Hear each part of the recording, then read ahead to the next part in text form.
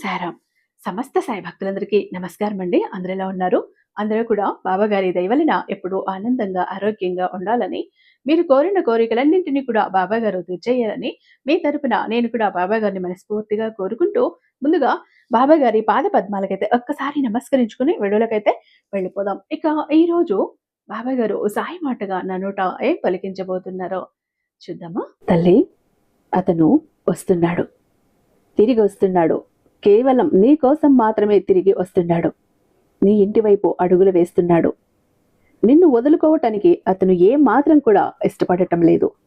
నీ వీధి మలుపులోనే ఉన్నాడు. నువ్వు సిద్ధంగా ఉండు, ఆహ్వానించటానికి సిద్ధంగా ఉండు.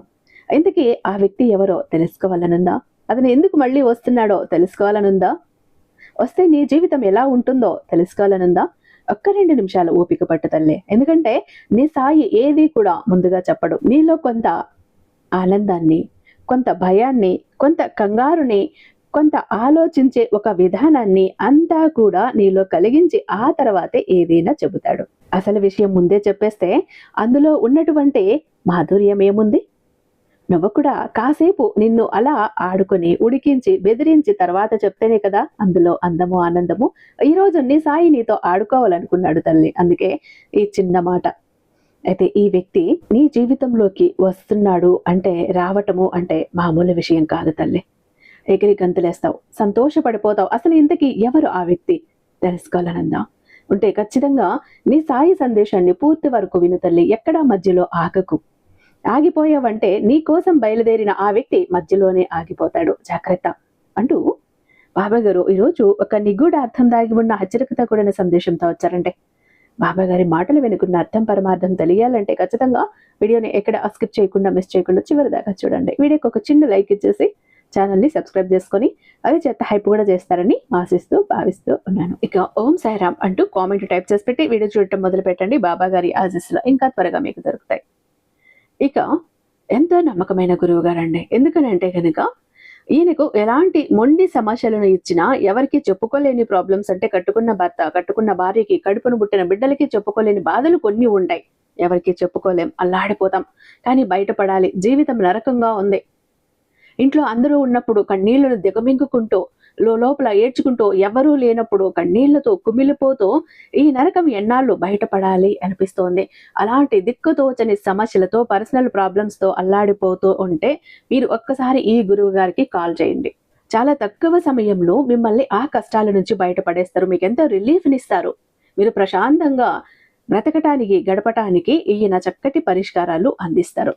శ్రీ షిరిడి సాయిబాబా ఆశీస్సులతో జ్యోతిష్యం చెప్తారండి గురూజీ సుబ్రహ్మణ్యరాజు గారు. నెంబర్ 1 వశీకరణ స్పెషలిస్ట్. వీరి మొబైల్ నెంబర్ 9366987222. మీకు ఎలాంటి ప్రాబ్లం అన్నది ఫోన్ ద్వారా వివరించి చెప్తే చాలు, పూజల ద్వారానే మిమ్మల్ని ఆ సమస్యల నుంచి బయట పడవేస్తారు తక్కువ సమయంలో. మీరు ఎలాంటి సమస్యలకైనా కూడా ఈయన్ని కాంటాక్ట్ అవ్వచ్చు. ప్రేమ, పెళ్లి, ఉద్యోగం, రాజకీయం, విదేశీ ప్రయాణం, ధనం నిలకడగా లేకపోవటం, భార్యాభర్తల మధ్య గొడవలు, ఆస్తి తగాదాలు, అప్పుల బాధలు, స్త్రీ పురుషులకు ఎటువంటి గుప్త సమస్యలున్నా నెంబర్ 1 వశీకరణ స్పెషలిస్ట్. అలాగే మీ మీద, మీ ఇంటి మీద చెడు ప్రయోగం జరిగి ఉన్న నరదృష్టి, నరఘోష, సంతాన సమస్యలు, మానసిక సమస్యలు, గుప్త సమస్యలు, భార్యాభర్తల మధ్య, లవర్స్ మధ్య అనుమానాలు, అపార్థాలు ఉన్న, థర్డ్ పర్సన్ ఉన్న, అత్తకొడల మధ్య సఖ్యత లేకపోయినా ప్రతి ప్రాబ్లంకి చక్కటి సొల్యూషన్ ఇస్తున్నారండి. మీ వివరాలన్నీ చాలా సేఫ్ అండ్ సెక్యూర్గా ఉంచుతారు కాబట్టి స్క్రీన్ మీద ఉన్నటువంటి నెంబర్కి ఒక్కసారి కాల్ ట్రై చేసి చూడండి. ఆ తర్వాత మీ హ్యాపీనెస్ని మీరే నాతో షేర్ చేసుకుంటారు. ఇక బాబాగారి సందేశం విషయానికి వస్తే తల్లి, ఈరోజు ఈ సందేశం మాత్రం తప్పక వినాలి. ఎందుకంటే బహుశా ఇప్పటికే నువ్వు నీ అదృష్టంపై నీకు నమ్మకం లేకుండా పోయి ఉండొచ్చు, విశ్వాసం లేకుండా పోయి ఉండొచ్చు. నా జీవితం ఇంతే, నా బ్రతికింతే, కష్టాలతో కన్నీళ్లతో నేను గడపాలి అంతే, ఆ అదృష్టం అన్నది నా దరిదాపుల్లో కూడా రాదు, ఈ దురదృష్టంలో మగ్గిపోవాలి అంతే అని అనుకుంటూ నీ అదృష్టం మీద నువ్వు నమ్మకం లేకుండా బతికేస్తూ ఉన్నావు. అలా జరగటానికి కూడా కొన్ని ముఖ్యమైన కారణాలు ఉన్నాయి తల్లి. ఎందుకంటే ప్రపంచం యొక్క దెబ్బలు, ప్రజలు ఇచ్చిన మోసాలు, నీ వాళ్ళు నిన్ను నమ్మించి నట్టేట ముంచిన వైనాలు నిన్ను అంతగా అలసిపోయేలా చేశాయి. కాబట్టే ఈరోజు నువ్వు ఈ స్థితిలో ఉన్నావు. ఇప్పుడు ఒకవేళ నీ ముందు అద్భుతం జరిగితే కూడా అది నా కోసం కాదులే అనుకునే విధంగా నీ మనసు మారిపోయింది. అలాంటి అద్భుతాల, చమత్కారాల యొక్క ఆశను కూడా వదిలేసావు. జరుగుతుంది అన్న ఆశ కూడా లేదు. బహుశా ఆనందాలని, అంతగా నువ్వు దాచటం అన్నది నేర్చుకున్నావు. కాబట్టి ఇప్పుడు అవి రాత్రి నిశ్శబ్దంగా తలగడపై కన్నీళ్లుగా మారిపోతున్నాయి. ఎలాంటి శబ్దం లేకుండా, ఎలాంటి ఫిర్యాదు లేకుండా. కానీ ఇప్పుడు ఈ స్వార్థమైన ప్రపంచంలో పోయిన వ్యక్తి ఎప్పుడూ తిరిగి రాడు అని నీ చుట్టూ ఉన్న మనుషులు, నీకు అయిన వాళ్ళు కాని వాళ్ళు, నీ చుట్టూ ఉన్న ప్రపంచం నీకు ప్రతి క్షణం చెప్పేది ఒకటే: దూరమైన వ్యక్తి మళ్ళీ తిరిగి వస్తారా? తిరిగి రారు. చెయ్యి వదిలేస్తే అతను ఎప్పటికీ కూడా అంధుడైపోతాడు అని అందరూ చెప్పటము మొదలుపెట్టారు. నువ్వు నమ్మటము మొదలుపెట్టావు. నీకు అనిపించటం కూడా మొదలైపోయింది. అంతేనా? కానీ విను తల్లి, అతడు తిరిగి వస్తున్నాడు నీ కోసం, నీ కళ కోసం, నీ కళ్ళకు నిద్ర రావటం కోసం, నీ పగటి సుఖం, అలాగే నీ ప్రశాంతతను పనంగా పెట్టి ఎదురు చూసావు చూడు. ఆ వ్యక్తి, ఆయన ఒక్కసారి కనిపించాలని ప్రతిసారి నా మందిరానికి వచ్చినప్పుడు మందిరం మెట్లపై నువ్వు తల రాసుకున్నావు, ముక్కు కొట్టావు చూడు. ఎన్నో రాత్రుల్లో నిద్ర లేక ఏడుస్తూ గడిపేశావు. ఎప్పుడు చెబుతున్నా విను, అతను వస్తున్నాడు కేవలం నీ కోసమే. నీకు గుర్తుందా మొదటిసారి అతన్ని చూసిన ఆ క్షణం నీకు ఎలా అనిపించిందో? నీకు ఆ క్షణం ఎలా అనిపించిందో గుర్తుందా? నీ కళ్ళల్లో ఆకస్మికంగా ఒక విచిత్రమైన దివ్య ప్రకాశం వచ్చింది. అది సాధారణ ఆకర్షణ కాదు, ఒక పక్షమైన కోరిక కాదు. అది శతాబ్దాల నాటి అసంపూర్ణ గుర్తింపులాగా అనిపించింది. ఈ బంధం ఇప్పటిది కాదు, ఎన్నో జన్మల అనుబంధం అనిపించిందా? ఆ ఆత్మ ఒక్క క్షణంలో గుర్తించింది. ఆ సమయంలో నీ గుండె కొట్టుకోవటం నీతో నెమ్మదిగా ఇలా చెప్పింది: ఇతడే నా వాట, ప్రేమతో ఈ భూమిపై నా కోసమే జన్మించాడు. ఇతడే నా గమ్యం, ఇతడే నా ప్రయాణం. నువ్వు ఎలాంటి షరతు లేకుండా, ఎలాంటి ఆశ లేకుండా నీ అన్ని కలలు కోరికలను కూడా అతని పాదాల వద్ద సమర్పించావు. నీ విలువైన సమయం, నీ పూర్తి అనుకూల శక్తి, నీ అచంచలమైన విశ్వాసం, ప్రతి ఒక్కటి కూడా, నీ పవిత్ర విశ్వాసం, నీ జీవితంలోని ప్రతి శ్వాసను కూడా అతనికి ఆశతో ముడివేశావు. అవునా? నువ్వు అతన్ని ఎంచుకున్నావు. ప్రతిసారి, ప్రతి పరిస్థితిలో, ప్రతి మలుపులో అతను నీ ప్రేమకి అనర్హుడిని అని భావించినప్పుడు కూడా, నీ ప్రేమకు పాత్రుని కాదు అని అనుకున్నప్పుడు కూడా నువ్వు తనని ప్రేమించావు. అంతలా ప్రేమలో మునిగి నువ్వు ఉన్నప్పుడు, అతను నిన్ను వదిలి పారిపోయినప్పుడు కూడా నువ్వు కేవలం అతన్నే కోరుకున్నావు. కానీ విధి మలుపు తిరిగింది. అతను వెళ్ళిపోయాడు. బహుశా ఏమీ చెప్పకుండా, ఆకస్మికంగా, ఉన్నట్టుగా అంతా ముగించి, లేదా భారీగా ఎప్పటికీ తిరిగిరాని వీడుకోలు చెప్పి వెళ్ళిపోతే నువ్వు విసిగిపోయావు, విరిగిపోయావు, చెదిరిపోయావు. నీ ఉనికి తునకలైపోయింది. జీవించటానికి కారణమే లేదనిపించింది. అయినా నువ్వు ఏడుస్తూ అతని నిర్ణయాన్ని గౌరవించావు. అతని మీద ఎప్పుడూ ద్వేషం చూపలేదు, ఎలాంటి కఠినమైన మాట మాట్లాడలేదు. నీ తపనను, అతని సుఖాన్ని మాత్రమే నీ ప్రార్థనగా చేసుకున్నావు.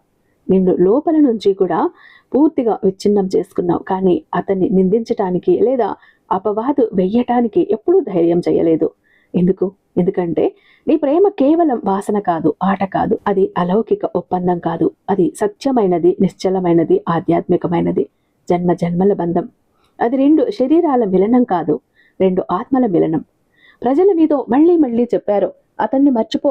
ఎంత బాధపడటం ఎందుకు? ఒక్కసారి వదిలి వెళ్ళినవాడు తిరిగి రాడు, ఎన్నటికీ రాడు. నీ జీవితంలో నువ్వు ముందుకు సాగు. కానీ నువ్వు ఎవ్వరితోనూ బాధించలేదు, ఎవరికీ సమాధానం చెప్పలేదు. నువ్వు కేవలం నిశ్శబ్దంగా చిరునవ్వు నవ్వావు. ఎందుకంటే నీ అంతరాత్మకు తెలుసు, నీకు తెలుసు, నీ ప్రేమ సాధారణ మానవ కథ కాదు.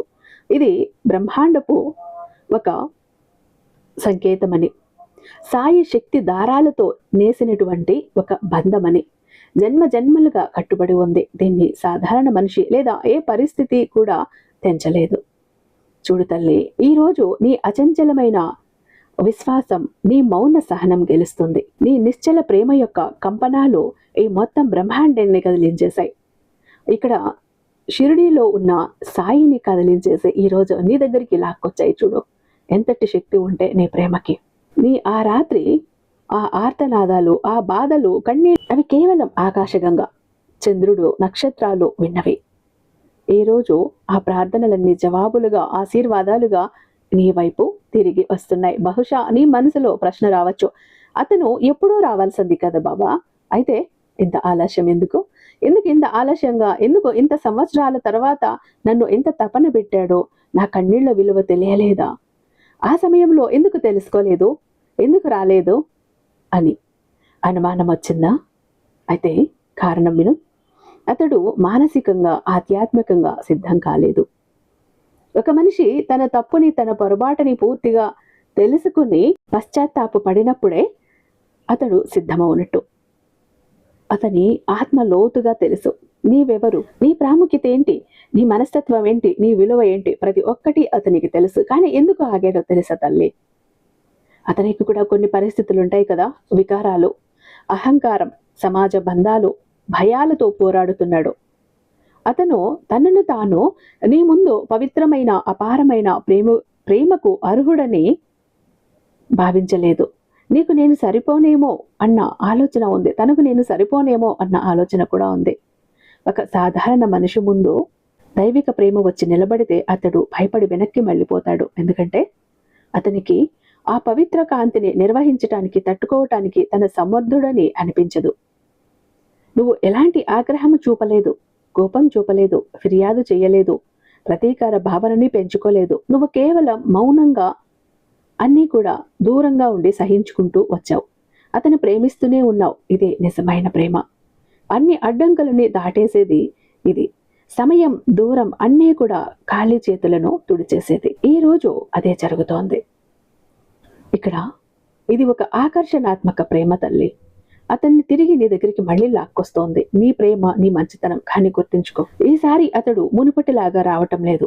అతని ఆత్మ చాలా కష్టమైన, బాధాకరమైన ప్రయాణం చేసింది. ప్రపంచ మోసాలు చూశాడు, స్వార్థపరుల ప్రవర్తన చూశాడు, కర్మల దెబ్బలు కూడా తిన్నాడు, విరహాగ్నిలో కాలాడు. ఇప్పుడు అతనికి అర్థమైంది, ఈ సమస్త సృష్టిలో కూడా నీకంటే ఎవ్వరూ లేరు, నీకంటే విలువైన వాళ్ళు ఎవ్వరూ లేరు అని అర్థం చేసుకున్నాడు. ఎలాంటి షరతు లేకుండా అతన్ని అంగీకరించేది నువ్వే. అతడు ప్రతిరోజు కూడా, ప్రతి క్షణం కూడా నిన్ను గుర్తు చేసుకునేవాడు. గుంపులో ఉన్నా, ఒంటరిగా ఉన్నా నీ జ్ఞాపకం అతని కళ్ళల్లో ఎప్పుడూ కన్నీళ్లలా సుడితిరిగేది.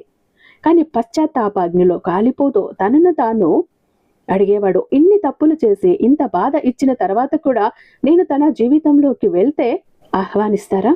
తిరిగి వెళ్ళగలనా? అసలు ఆ వ్యక్తి నన్ను క్షమిస్తారా? ఇప్పటికీ అంతే ప్రేమిస్తారా అని అనుమానాలు అతన్ని చుట్టుముట్టేస్తున్నాయి. కానీ ఇప్పుడు సాయి చివరి సంకేతం ఇచ్చేశాడు. ఇక్కడ సమయ చక్రం అన్నది ఒకటి ఉంది, అది తిరిగిపోయింది. అతడు అన్ని భయాలు వదిలేశాడు, నీ ఇంటి వైపు అడుగులు వేశాడు, నీ వీధి మలుపులో ఉన్నాడు. నీకు గుర్తుందా, ఆ రాత్రి ఒంటరితనంతో నిస్సహాయంగా ఆకాశం వైపు చూసి ఏడుస్తూ ఎలా అడిగావు? గుర్తుందా?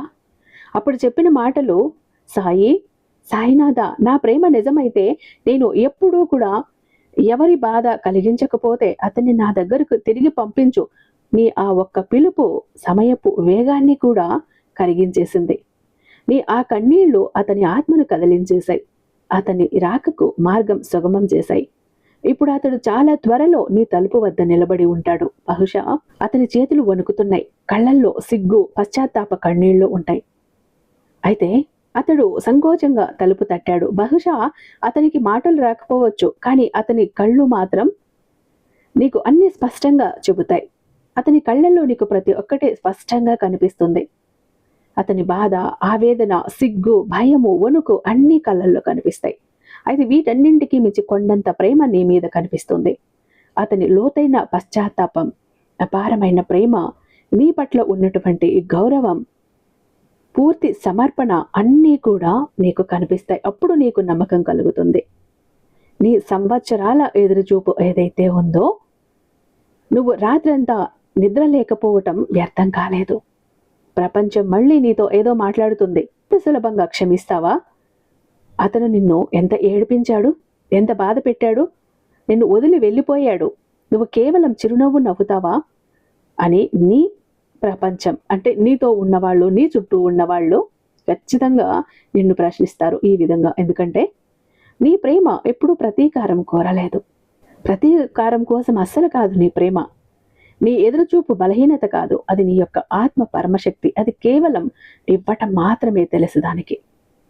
ఇప్పుడు జీవితం ఇది నీ అందమైన మలుపుకు తీసుకువస్తుంది. అక్కడ కేవలం పునర్మిలనం ఉంటుంది, సుఖపు వేకువ ఉంది, ఇక ఎలాంటి ఫిర్యాదు ఉండదు, అపార్థాలు ఉండవు. మూడవ వ్యక్తి మీ మధ్యలోకి రాడు, దూరం ఉండదు. కేవలం ప్రేమ మాత్రమే ఉంటుంది. శుద్ధమైన, నిర్మలమైన, నిశ్చలమైనటువంటి ఒక దైవిక ఒక పరిస్థితులు మాత్రమే ఉంటాయి. ఇక అతడు నీ చెయ్యి ఎప్పటికీ వదలడు, విడిచిపెట్టడు. ప్రతిరోజు కూడా నిన్ను ఒక అపూర్వమైనటువంటి విస్మయంతో, గౌరవంతో, భక్తితో చూసి తనలో తాను అంటాడు, ఎలా ఒకరు నా మీద ఇంత అపారమైన ప్రేమ, నమ్మకం చూపగలరు అంటూ తనను తాను ద్వేషించుకుంటూ, నిందించుకుంటూ ఈ కోహినూరు వజ్రాన్ని గుర్తించటానికి ఇంత ఆలస్యం ఎందుకు చేశాను అంటూ పశ్చాత్తాపడిపోయాడు. అయితే అతడు నీతో పాటు అదే మందిరం, నా మందిరం మెట్ల వద్ద కూర్చుంటాడు, నీ కోసం వేడుకుంటాడు.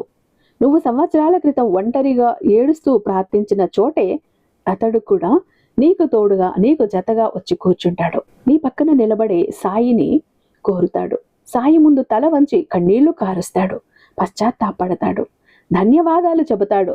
చేసిన తప్పుకు పశ్చాత్తాపడితే ఇలాంటి కోహినూరు వజ్రాన్ని మళ్ళీ నేను గుర్తించగలిగి తన చెంతకు చేరగలిగాను అంటూ, ఇలా చేరగలిగాను అంటే నీ ఆశీర్వాదం మాత్రమే ఉంది అంటూ నాకు ధన్యవాదాలు కూడా చెబుతాడు. తండ్రి, నన్ను భ్రమల నుంచి కాపాడి నా నిజమైన గమ్యానికి, నా సత్యమైన ప్రేమకు నన్ను దగ్గర చేశావు. ఇలాంటి ఒక పరిస్థితి కల్పించినందుకు, ఈ ఆత్మకు దానికి సగ భాగాన్ని తిరిగి మళ్ళీ ఇచ్చినందుకు ధన్యవాదాలు సాయి అంటూ ధన్యవాదాలు కూడా చెప్తాడు. పశ్చాత్తాప కన్నీళ్లు కూడా పెట్టుకుంటాడు.